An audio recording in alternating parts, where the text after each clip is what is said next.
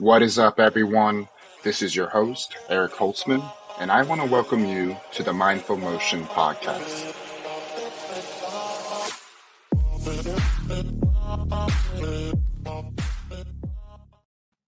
What is up, everybody? I hope you're having an amazing day. I'm here with my colleague and friend, Brandon Davis. Brandon is an exercise pro, entrepreneur, and a muscle system specialist. He is also a husband and a brand new father to a beautiful, healthy boy. Brandon is the founder and the owner of Neuro, a high-end exercise studio in Austin, Texas.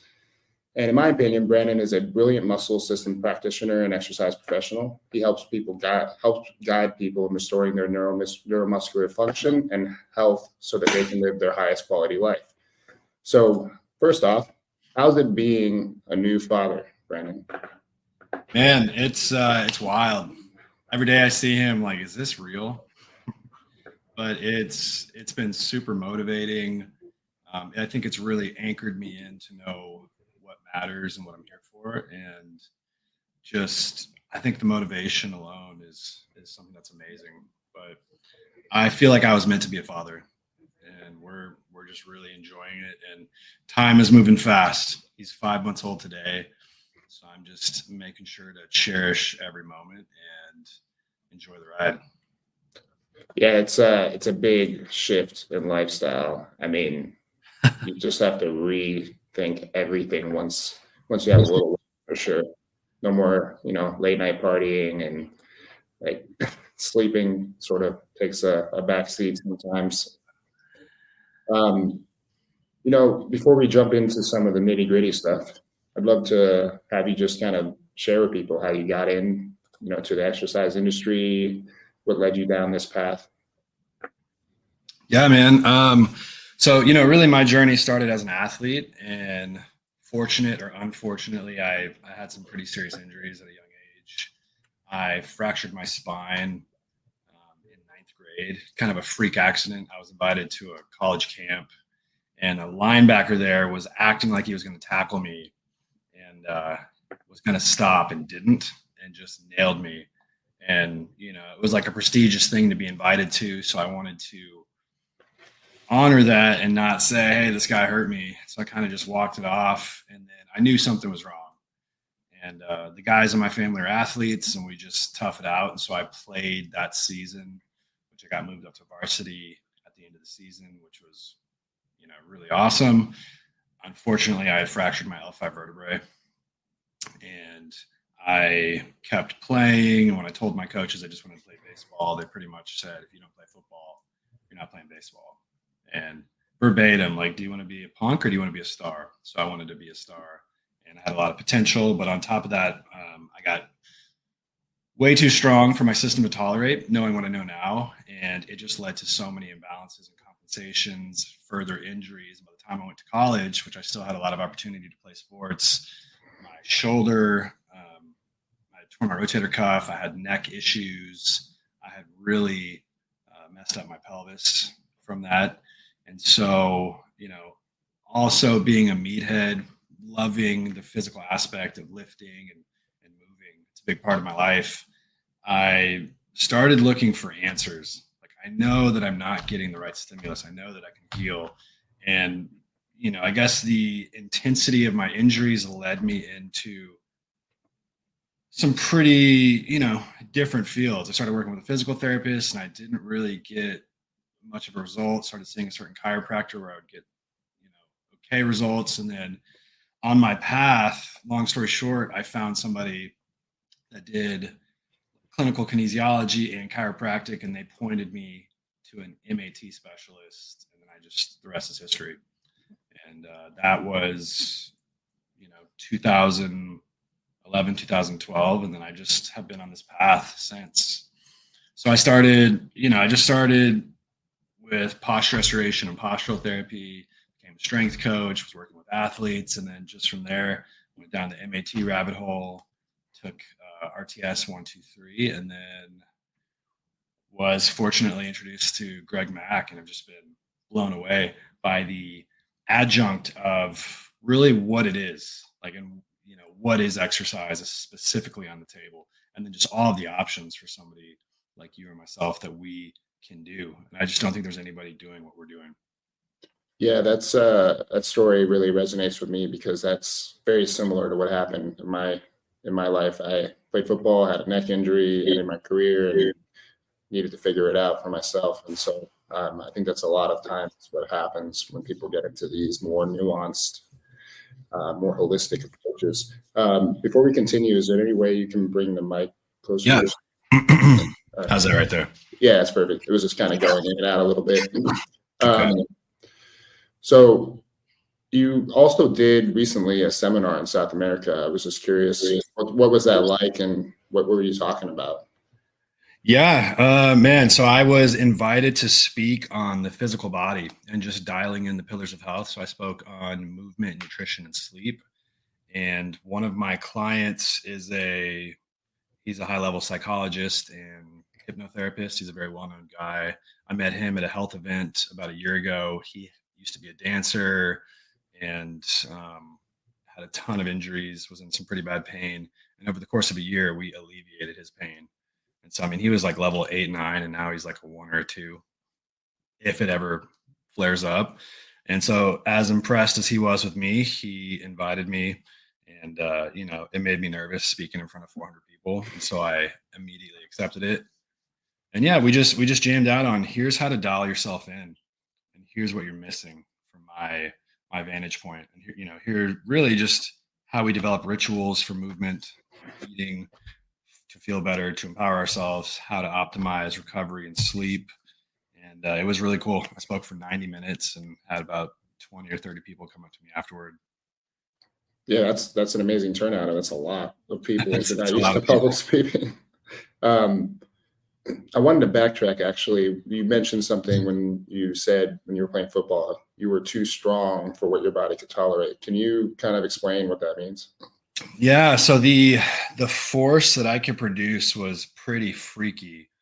I was lifting, for an example. I was in a weight rack with a guy named Davion who was about 85, 90 pounds heavier than I was, and I was doing all of his weight.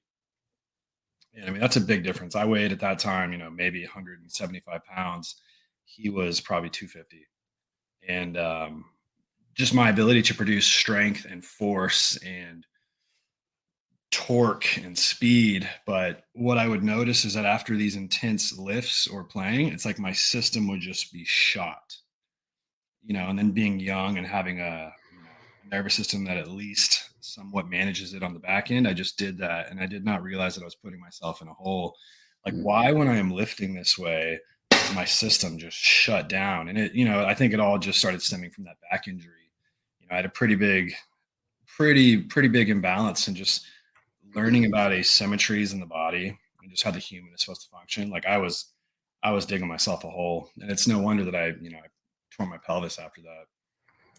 Yeah, that's it kind of comes with the territory when you play football because it's not really about health, you just gotta do as much as possible. Yeah, exactly. It's a war on the field and whatever it takes sort of thing, even when you're training, comes with its own detrimental side effects in the long run.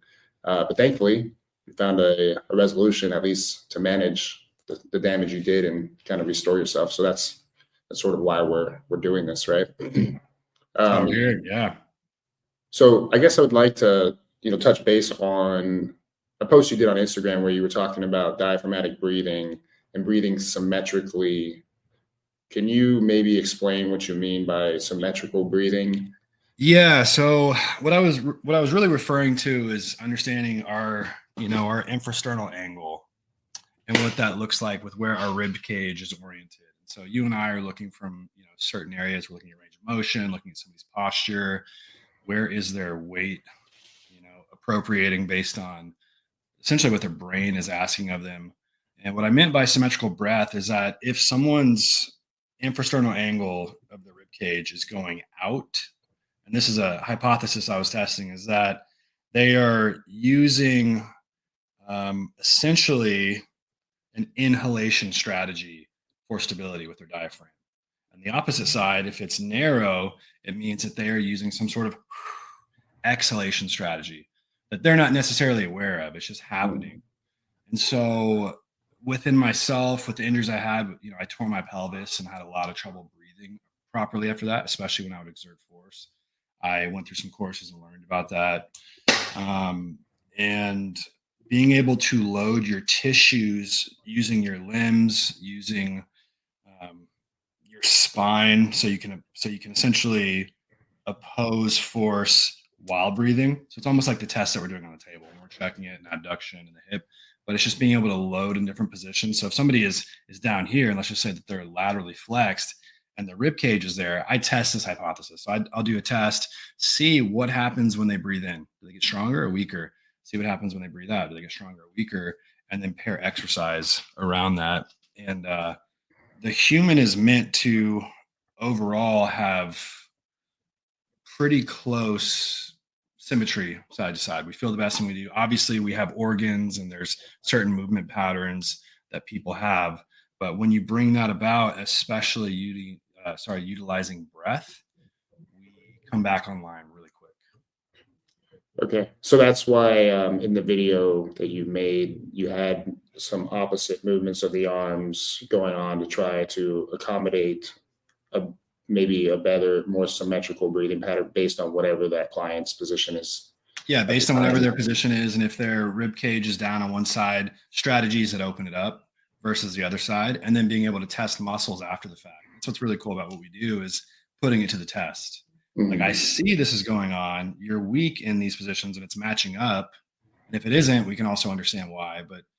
But I think loading the tissues, and especially, some of the video that I showed, it's me protracting and being able to breathe into my posterior system, right? Being able to breathe into the back where that bucket handle for our diaphragm, when we breathe in, so our ribs can actually go up and out. And I mean, in minutes, the joints start to move. The muscles start to move the joints in a better position. They start moving better. I immediately started feeling better. So anytime my back is super tight, or if I have any area that's shutting down, it's just a way that I start. So I really optimize my breathing and then walking, and I go from there. Yeah, that's interesting, because like even this morning I was doing Wim Hof, and I always pick up like subtleties and how my spine and rib cage is moving different each breath. Sometimes one side is a little more than the other. To coordinate both evenly to get the same expansion, it doesn't always happen. It might take a little focus to do that, or strategies like you're mentioning, because it is something we do like 20,000 times a day. So it might be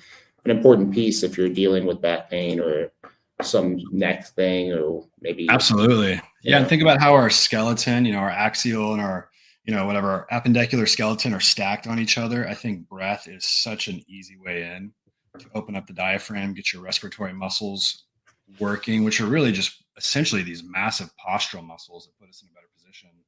Yeah. Yeah, man, we'll have to talk. I'll have to send you some of the ones that I do.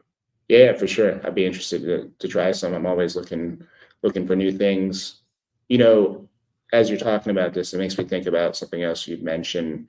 When we're trying to make changes in how we function, it's almost like a negotiation with our nervous system. I mean, what exactly do you mean by like negotiation? Well, it's like our nervous system. It's the link between the brain and the body, right? And I think it's always trying to preserve itself. And so I think this is where, wherever you are, assessing your capabilities and leaning into those. And when you do, your system starts to change. And so I think about it as movement first, then the mind. Movement first, then the brain. Get the skeletal muscle organ system talking the way that it should, and you are deliberately working in and out of positions to gain stability, to gain control, and to get multiple systems online, so you can have function dictated by all of that. I got you. Yeah, so it's giving the right set like signals so that you can start to work. When you say lean into the things you're capable of versus what you can do, is that what you mean? Yeah. So it's like, what are your capabilities of whatever it is you're trying to do? So I guess if I want to, let's think about an example. If I want to rotate my spine and I'm stuck, what I might do is find out, like, what is it? Is it my spine? Is it my shoulder? Is there a theme directionally of my entire body that doesn't want to go a certain way? And then finding ways to work into that and feeling all of those points and creating tension through that entire movement progression and then working out of it. So it's almost like we're going through the synergy and then, isolating in real time each point and working out of it, working the opposite side. I guess there's some level of understanding of how our mechanics move, but Yeah. yeah, I think it's as first and foremost assessing your capabilities through range of motion Okay. and Active range of motion. active range of motion, exactly. And then, understanding what sensations you have. And I think there's some psychology behind what we're feeling and our identity of ourself when we're moving. If I have an idea for me, that my back, I have this whole story of these injuries kept me from doing this, and anytime I load it a certain way I break down and I feel a certain way cognitively and whatever. It's just letting go of that and working in and out of positions that I might not have stability or strength or control in, and adapting to those positions and spending time there and telling my system and my brain that it is okay to do this, that like we're progressing appropriately. Yeah. I think that's often not talked about enough, is your mental state, how that emotional state plays a role in your response, because it's generating, a plethora of different neurotransmitters based on your emotions, and that can either help you or make it worse. So I think that's a pretty sound thing to think about. You know, based on what we're talking about, it kind of lends to this other idea. Like if a consumer, a general person, the population watches some of the exercises that you and I have clients do, and maybe they're exercisers themselves, they might think that they're a little weird or strange, combining certain joint systems in the way that we do. I guess, like for example, doing like a wrist extension with a shoulder movement and loading both, or adding an ankle movement with a knee and a hip and doing all different things at different joints. I wonder if you could outline like what is the thought process behind creating some of these non-traditional exercises so people can understand why we might do them and how they might help with whatever they're dealing with. Yeah, I think with the knowledge that you and I have, it is looking at muscle and joint synergies, looking at kinematic synergies, looking head to toe. What does a body want to do, and how do we make that easier for it? And so, in a video that the volleyball player that I was working with, based on understanding her, how much she uses her wrist into this flexion, how tender her hand was, and the fact that I'd already worked all of her fingers in motion and everything was super strong locally. But, and everything in the shoulder was super strong and everything in the elbow was super strong. But when I tested them together, her pain went up. She felt weak. She felt vulnerable. She said it hurt her back. So like taking all of this data collectively and like, okay, what is going on here?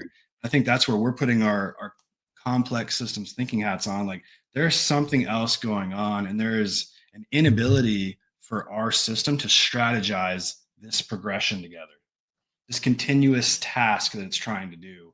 And with her, that's the amazing thing about systematizing, or just creating paths for the brain to understand how to connect pieces of the puzzle to where if it is perturbed, like it is just like on fire, or meaning in a good way, like it is solid as a rock. And so that's where I started testing that. Like, how does that feel to you?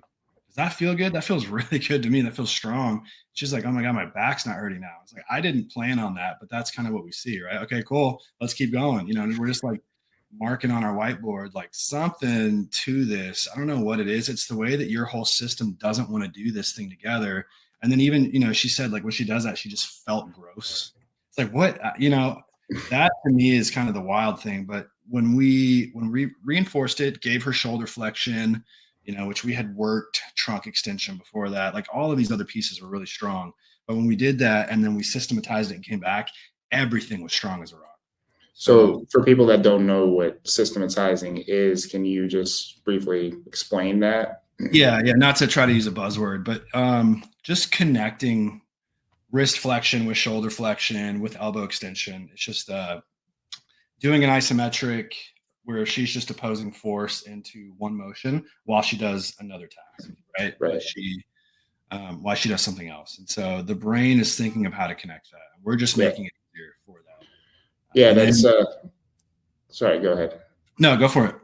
No, I was just gonna say that's like the big buzzword in the industry is integration, right? Everyone wants to integrate things, whatever that means in their minds. And then Right. the other camp, everybody wants to isolate things. And what you're saying is we got to do it all. Let's isolate the pieces, make sure they're solid. But then when we bring them together, what's happening? Is it working? Is it not? So it's kind of like this holistic viewpoint of covering all your bases.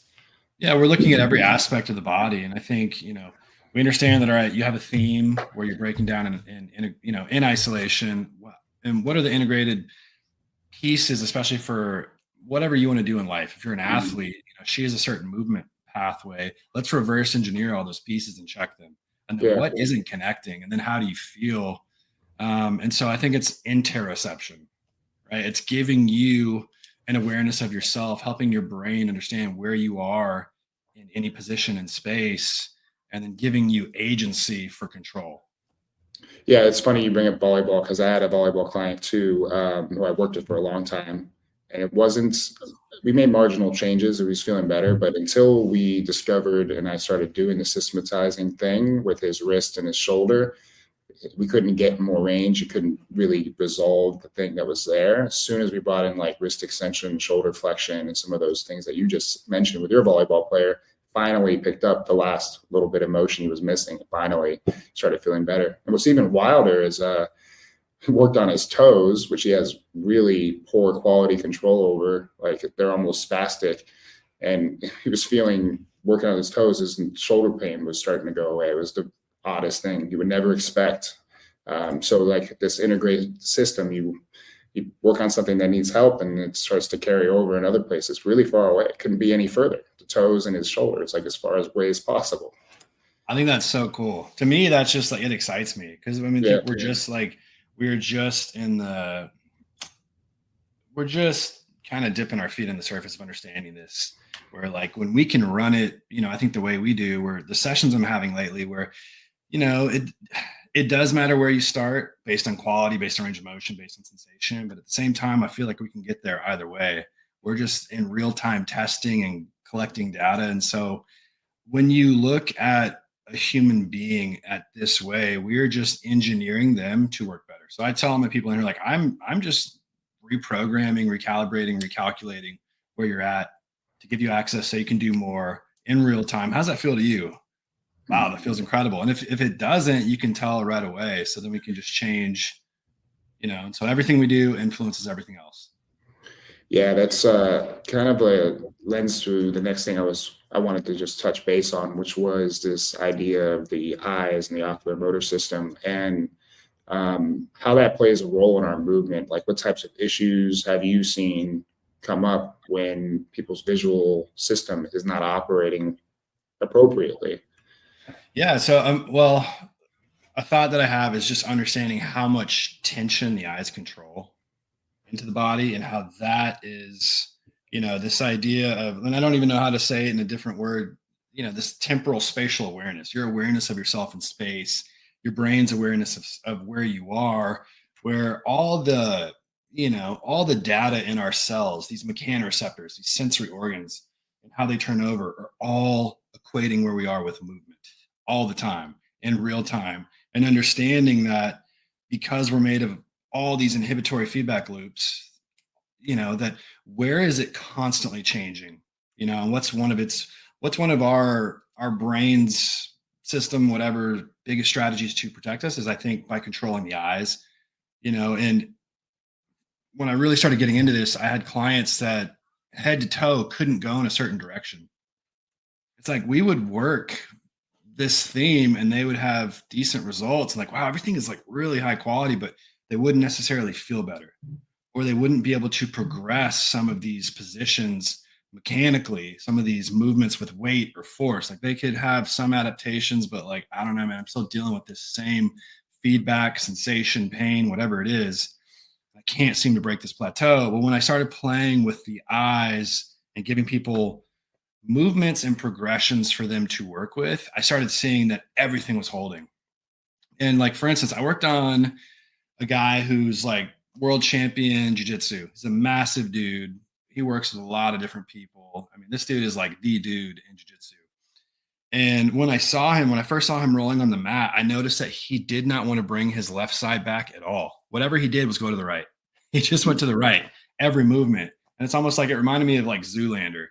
You know what I mean? Like he didn't want to go in a certain direction and you could just see it. I was like, do y'all see his like posture? Is that just how he rolls? He's a huge dude. Well, he got up on my table and I just was like, I'm going to test this. And this is a video that I had. I'm just going to test this. This is the first time I ever worked with him. I just want to see what's going on. So I had him close his eyes, look left, open his eyes, look left, had him look down, look in all these different directions. Everything went low quality when his eyes went to the left.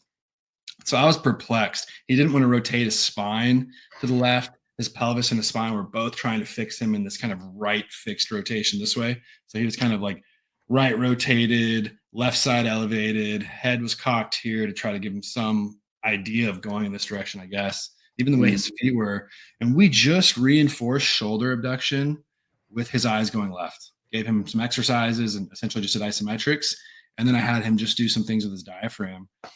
His arm wouldn't flex, right? Like it was going here. It went all the way back. His spine went left. He rotated even further than he did to the right side just by doing that. And I just think that is such a powerful, not only tool that we have, but ability into the system. And it's just, I think, again, it's just thinking deeper. And so his homework, do these exercises with your eyes, do some isometrics to the left. Everything is left, think left. And I worked with him, 5 or 6 times and it didn't show up again.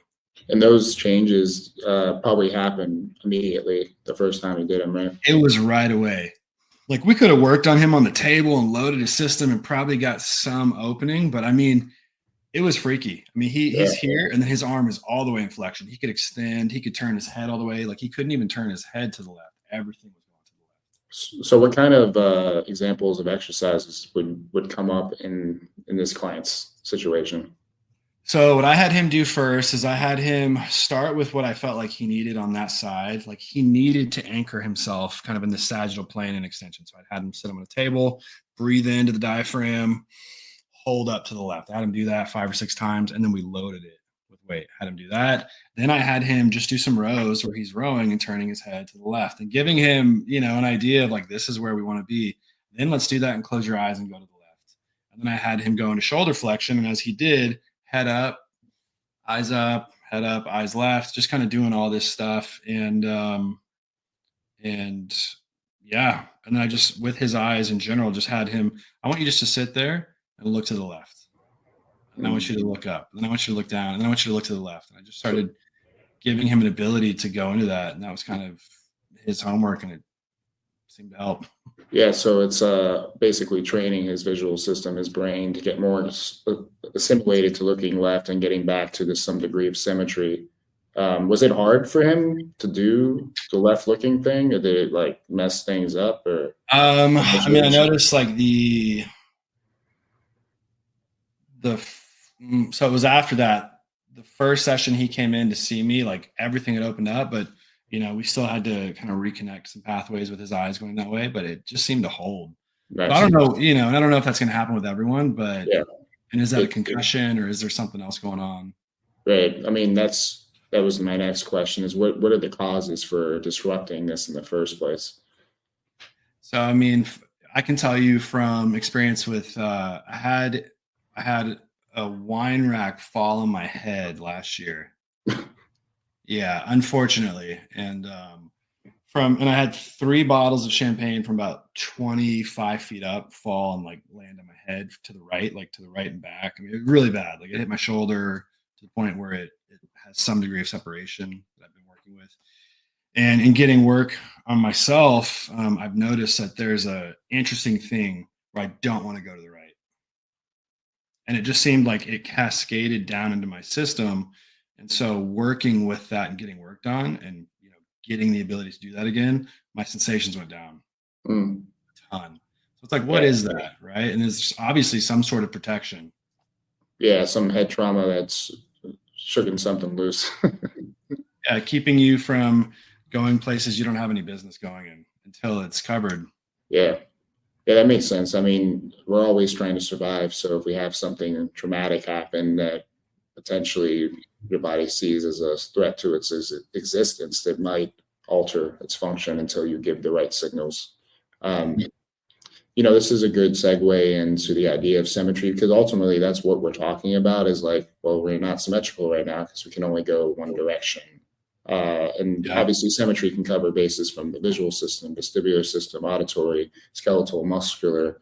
Obviously, as you mentioned, we do have some degree of symmetry with organs, but of course our heart's a little more to the left, our liver's to the right. So that's not always going to be that like perfectly symmetrical. But from a standpoint of like the skeletal, muscular, neurological system, why do you think it's important that we're symmetrical, and what happens when we grow more and more asymmetrical from those points of view? Well, I think that, as somebody who was an athlete who played baseball and golf for so long, these are pretty asymmetrical things. And even when I played football, like I was hitting with one side of my body, I was pivoting usually with one side, I was laterally shifting.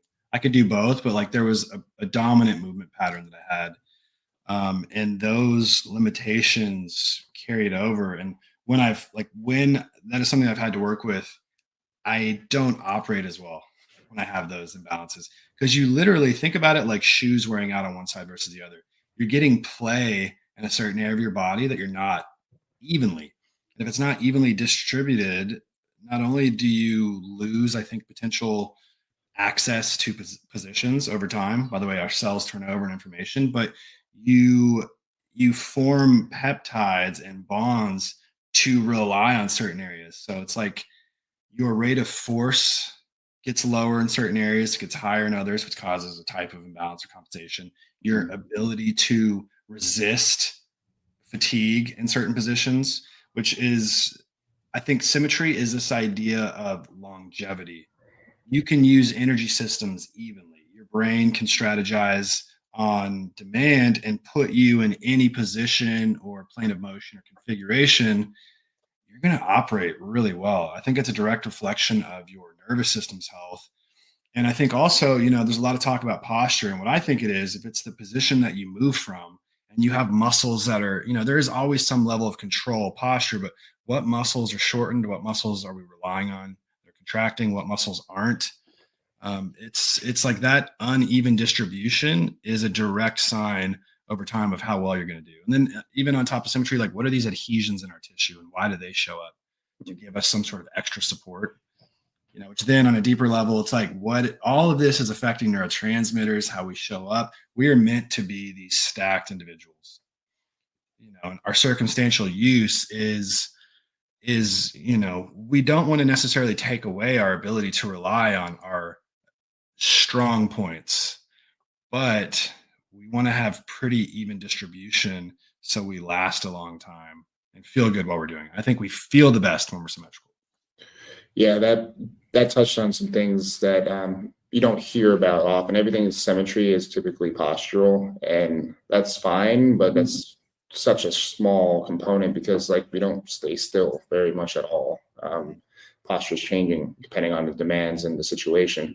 But I never hear about is very, very rarely hear about is symmetry within what you said: strength, force output, endurance. And you mentioned, energy systems. Not everyone knows what that means. Can you kind of outline what energy systems means and like give examples of which kinds there might be? Well, yeah. So if I think about our aerobic capacity, that is essentially also involved in buffering certain things that are in our blood. This is involved in our muscular system's ability to contract. It's like lactate or alactate thresholds. This is all, I think the reason so let me see the best way to think about this. The reason that we want to train in certain capacities, certain areas for volume, certain areas for strength, certain areas aerobically, is to stimulate how we use different macronutrients, right? So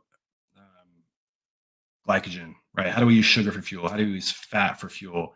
How do we make sure that the muscle is getting nutrients and getting blood flow in?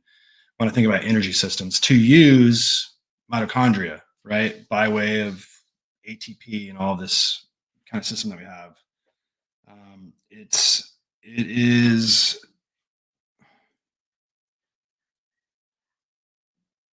I guess, being anti-fragile is kind of the way that I look at it. So when I think energy systems, how quickly do we wear out to then compensate and put us in different positions? Yeah, I see what you're saying. It's like just being this person who can do a variety of things, lift heavy things, run long distances, whatever it might be. Obviously, you tailor the type of stimulus or progressions based on their desired goal. But also, we have to, as professionals and most people, want health, long term health span, longevity, which then means we probably need to be decent at all these things because in life, we are called upon to do a variety of those things. I guess I'm wondering, as an example, maybe two examples. One, of a client where you might be targeting the endurance aerobic side of the energy system versus maybe a client who has a deficit in the output side. How do those differ? Like, what's it look like? So, I mean, anytime I test, like if I'm doing something that's exerting them through endurance, like a VO2 max test, which I haven't done in a while, or even through exercise, going for a certain amount of repetitions, minute to minute and comparing the pathways of where they break down, I think that we tend to recover the best when we have high aerobic endurance capacity.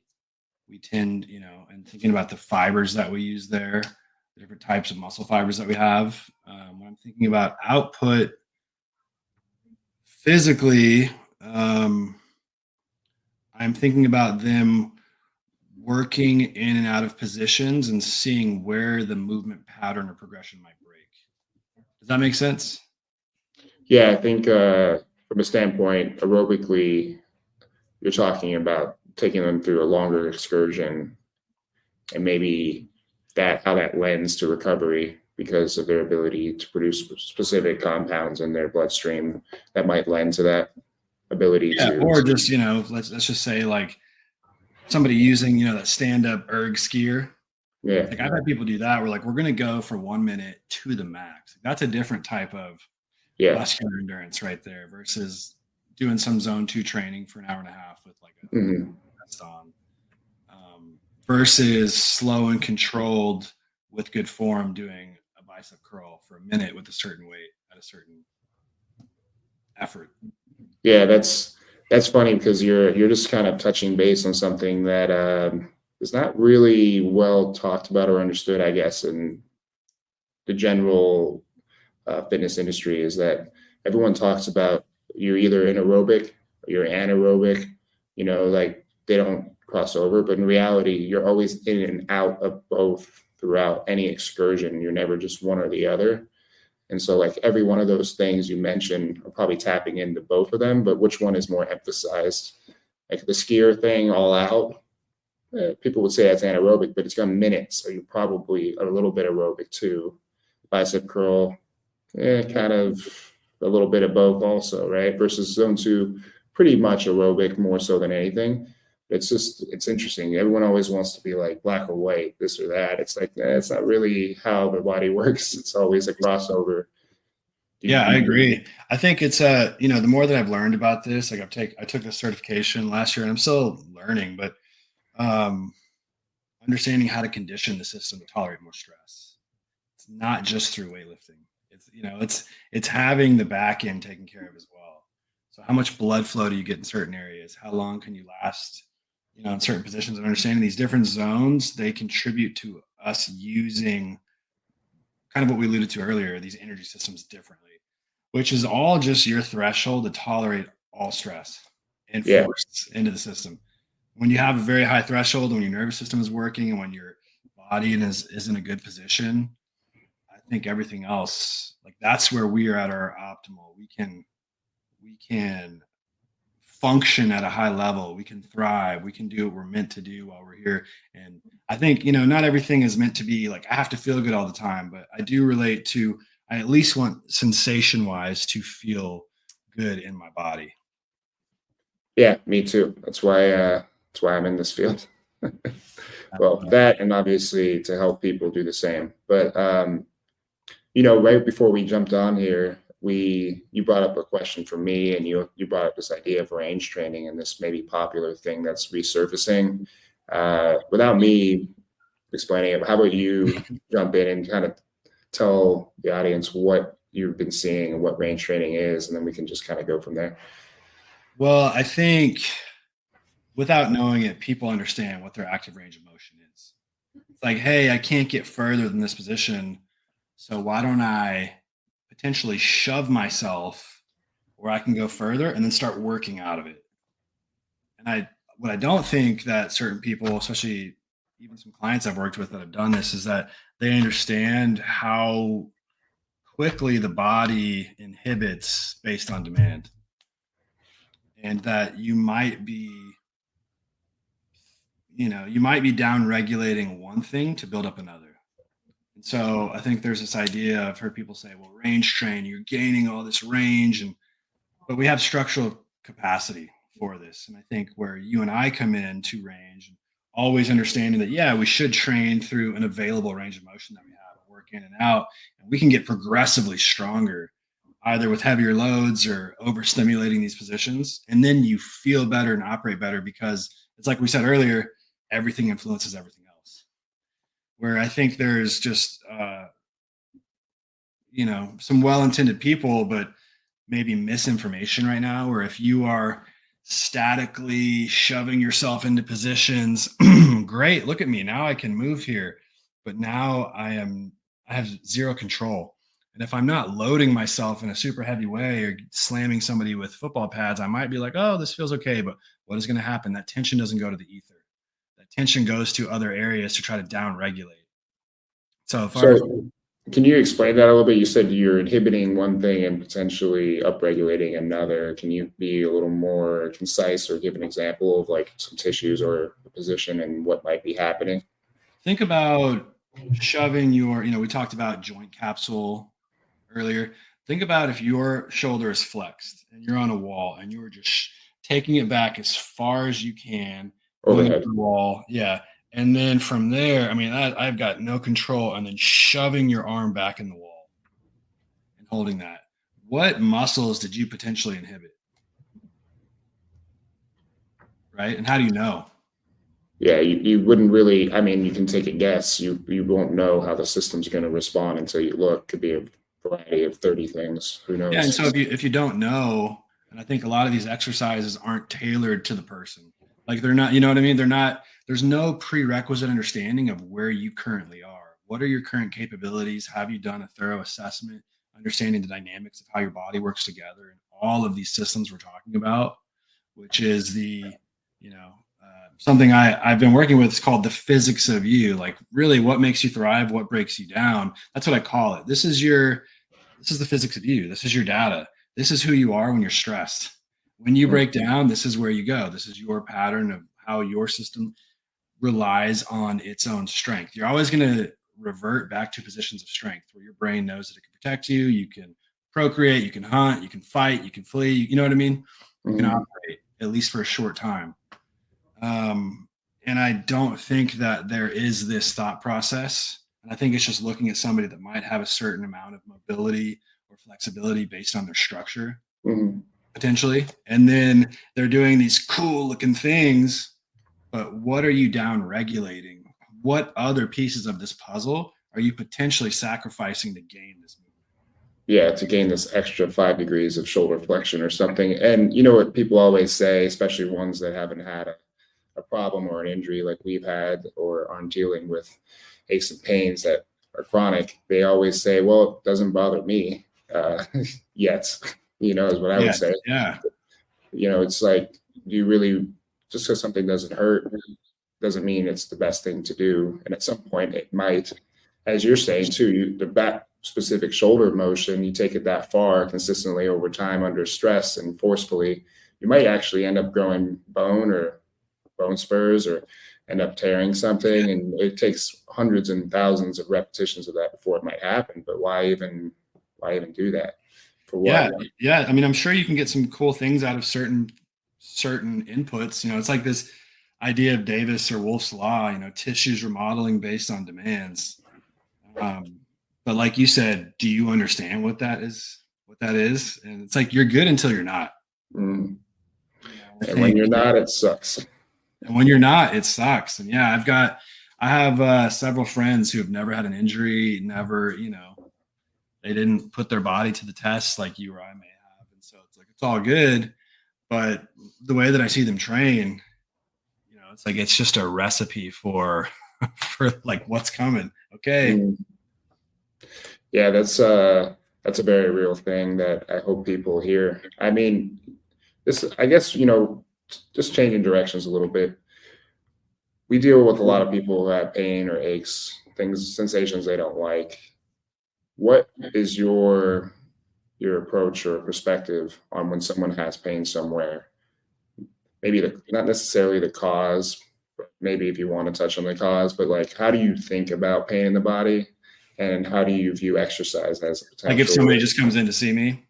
Yeah, Maybe like, start pain. I got this shoulder and thing and this knee thing, and it's just always hurting.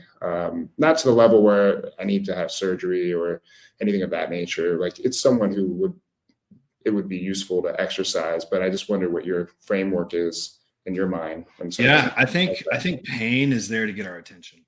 I think it's clearly that something is going on, and not necessarily like an overuse thing, but it's a misuse.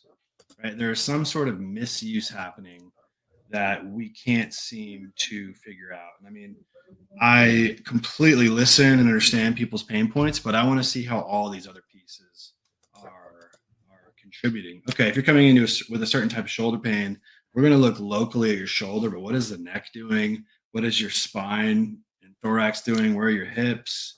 What can you do? What can't you do? What are these asymmetries that we're talking about? Looking at your posture, where do you sit naturally? What are the demands you're placing on your body? What are your goals? And then, like, in 3 planes of motion, where do you break down when we test it? Right. And then with your diaphragm, like, how are you breathing to regulate all of this? And are you recovering? And, there's a gambit of things that I look into. It's like Inception when we start like going deeper and deeper.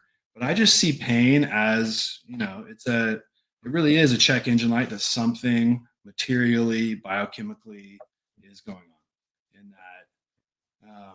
We have such a tool by using the neuromuscular system, by understanding how to increase input into the body, to down regulate, to give you access so you can then challenge it and get these tissues force tolerant and bring about symmetry and make your system as robust as it can be. You're gonna have the best chance of getting out of pain. Yeah, that's well said. What is your take on, you just mentioned force tolerance. So maybe explaining that real briefly, and then how that ties into this exercise dose response thing. Well, so when I say force tolerance, there's different ways that we can measure it, but specifically with my hands, like, what positions can I put you in that you can't control? Right. And you can tell the prerequisites of those motions. So it's like, if I'm testing somebody's internal rotation of their hip and they're bringing it in and they're going really weak, and I'm testing certain things in knee flexion and they're going really weak, it's like, it's telling me a certain story. These are positions that you just don't have access to just control force against me, which again is that stability piece. Versus, you have felt people where you're like, oh my God, that's strong as a rock when you put them in these positions. When you challenge people in certain positions with exercise, where do they break down? Where can they control it? And I'm not even talking about moment arms or anything where it drops off. I'm just talking about in general. What positions can we put people in where they can handle it? And it's like, those are the reads I get. Where does somebody have an issue and, like, your whole body doesn't want to do this frontal plane thing? You know what I mean? It's just like too much for some reason. Then we start looking at that and then looking elsewhere. Or you don't want to head to toe rotate in a certain direction or whatever it is. You have zero ability to sagittally move in your spine on one side, but when we put you on the other side, we test everything is super strong. Hmm. Like that is all telling me something about threshold for stress, because force and stress are one and the same. It's all cumulative. Your brain is like, dude, something's not right. We don't like this position. I think it's up to us to figure out what that is based on the theme of what we're seeing. Right. That's the force tolerance side of things. But then in retrospect of thinking of exercise dose response and how, I guess, how that relates to force tolerance. Yeah, like what can you tolerate and what can we build upon? And I think it's like a systematic stimulus dosed properly that we know that your system seems to like and tolerate. And we have abilities to fatigue somebody and stress them, which what I do is I go through certain things. Let's go back to the table. What held, what didn't, and why. And then, that dose response is also, again, kind of the cognitive piece. Like I've given people certain progressions and it's like, dude, I don't even know what happened. I can't think. Like I don't even have an ability to do that now. Now I feel super fatigued and tired mentally as well as Yeah. physically. I think that's kind of what we're looking at with this dose response. But how do we physiologically give you just enough that you can build upon?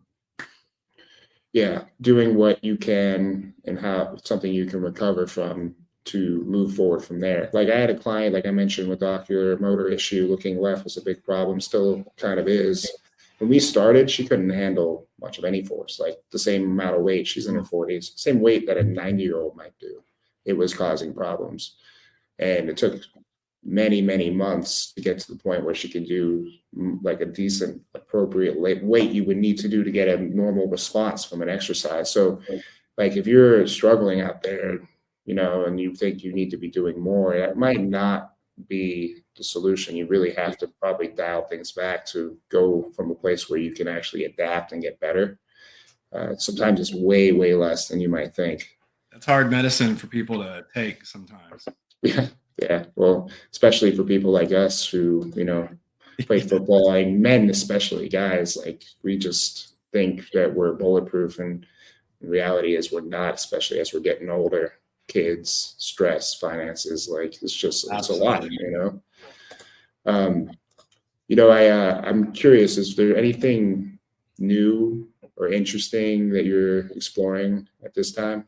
Man, I've just been going so deep on the body and the levels. And I think for not even necessarily new, but it's just the connection of the physical into the mental, into the spiritual, exciting to life, this like essence of who we are. I've been going so deep on just empowerment, helping through the body to give people access to a higher level. And then from there, like, how do they have an impact in their lives? It's like bringing control to you on all these pathways. And like, you know, multiple clients like text me after sessions like, dude, I can't believe how good I feel on every level. So that to me is like just connecting all of this into our potential. Like, what is your potential? Like, Eric's potential is here, right, on any given day, but how are you tolerating stress? Where's your body? Where's your mind? What are all these things? How do we give you access to access your potential so you Yeah. can do and be who you're meant to be? And then I think besides that, fatherhood.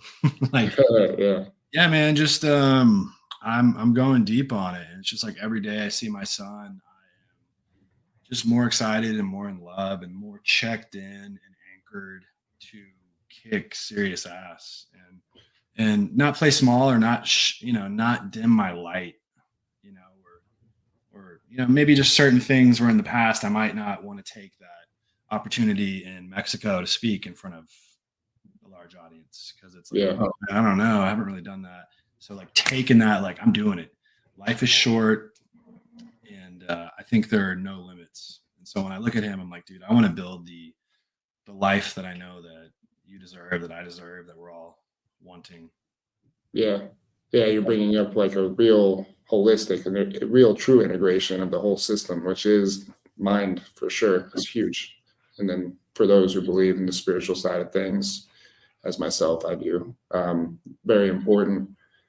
I have an interesting question for you. If you could go back in time, I would say 10 years, and talk to yourself and give yourself advice, what advice would you give yourself?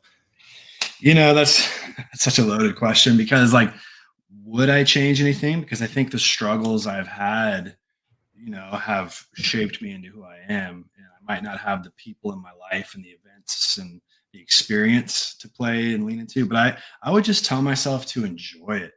Don't play small. Like, get after it. You are on the level with everybody else. There's nobody above you. Have faith. You know, put your priorities in the right spot. And I think, I've always been this like lifelong learner who is just like tapped into want to help, with like zero malicious intent. But so it's like, just be you, just shine, man. And I probably would have tried to get into all this stuff earlier. Like dive into these things. If I knew what I know now 10 years ago, it's like, holy shit. Dude, that's such good advice. We all could use a little more joy in our lives, and sometimes you have to come in with the intention to give yourself space to find it or feel it. We're always on the go, go, go, and forget to just like, enjoy what's right in front of you. Yeah, be okay saying no at certain times. And like, it's like not saying cut people out of your life, but there are certain people that I had in my life at that time where it's like, I don't suffer fools any longer. What I think we're about to wrap up. I'm just wondering if you have any last things you might want to say. Man, I just think the world that we're living in right now, it's an interesting time. I think we're being inundated with a lot, and there's a lot of nonsense out there, but I think it's like collectively time for all of us to do big things, to not play small, to enjoy the ride and just have a good time doing it. I think that's where it is for me. And it's like I'm reading a book that I've reread a million times right now, Think and Grow Rich. And it's just like, be decisive and do your thing. Like, whatever you want, I think it's time. So yeah, man, I feel honored to be here. I appreciate you. What about you? Anything that you are reflecting on right now? Is there anything that you want to share? What's showing up for you? Yeah, man, I agree. It's an insane time. Wars all over all over the world. The economy, the way it is, it's scary. Like things could just break at any moment. So I think I'm kind of in the same boat as you. I'm just like, be informed. Don't let it overtake your life. Try to be in the moment. Enjoy what you have, and take advantage of the opportunities you have. Take care of yourself. Listen to your body, and do the best you can. Like don't be hard on yourself. Give yourself love and space. Oh yeah, man. Well, dude, I really appreciate you coming on and talking, and you really touched on a lot of amazing things in this discussion. So maybe we can do another one in the near future. I'd love to, dude. Yeah, I really appreciate it, Eric. All right. Well, thank you again, and then hopefully we'll be on in a few months. All right. Okay. Thanks, guys, for listening. Thanks.